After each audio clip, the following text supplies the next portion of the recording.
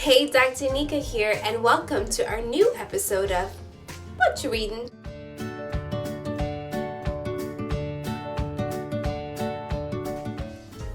Today, we'll be discussing the book I'm Still Here, Black Dignity in a World Made for Whiteness by Austin Channing Brown.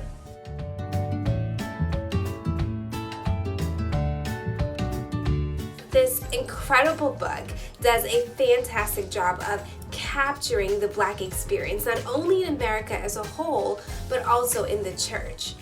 Channing is able to give us historical and present-day realities of structural racism while also taking us on this amazing journey of discovery, one of identity and one's voice in a world determined to define and silence us.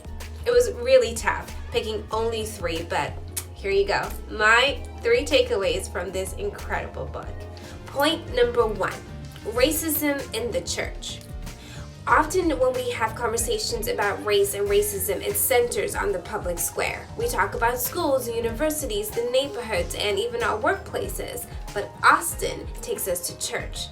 From the very beginning, we meet a woman of faith who is keenly aware that while her soul may be welcomed, her Black skin may not always be. Austin gets candid about her experiences of working in faith-based organizations and the heartbreaking reality of seeing white supremacy raise its ugly head. Austin argues that though our faith is a common piece for us, it shouldn't be the end of these conversations. It should be the starting point. The church has been complicit historically in the rise and dominance of white supremacy, and it has a role to play in dismantling that dominance. The question isn't, does racism exist in the church? The question is, what are we going to do about it?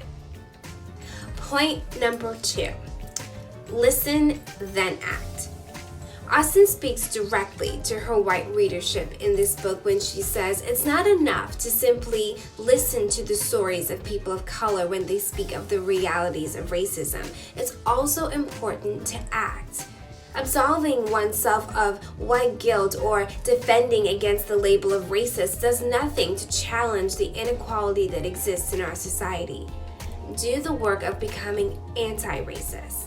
Ask questions, challenge policies, question the assumption in which whiteness is equated to goodness and placed at the center of all things. Relinquish the need for comfort over justice. Because it's, as one white commentator in her book says, doing nothing is no longer an option. Point number 3, beauty and Blackness. This book is as much about racism in America as it is about self-discovery.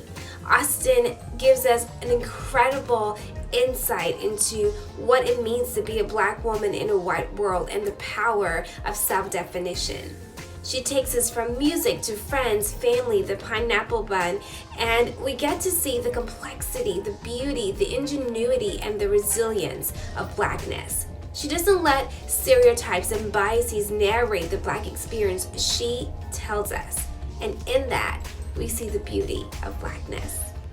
So there you have it, my 3 points. This book touched me so much, both as a woman of faith, but also as a Black woman, and I just loved every bit of it, and I am confident that you will too. So please read it. That's all we've got for today. Until next time, bye.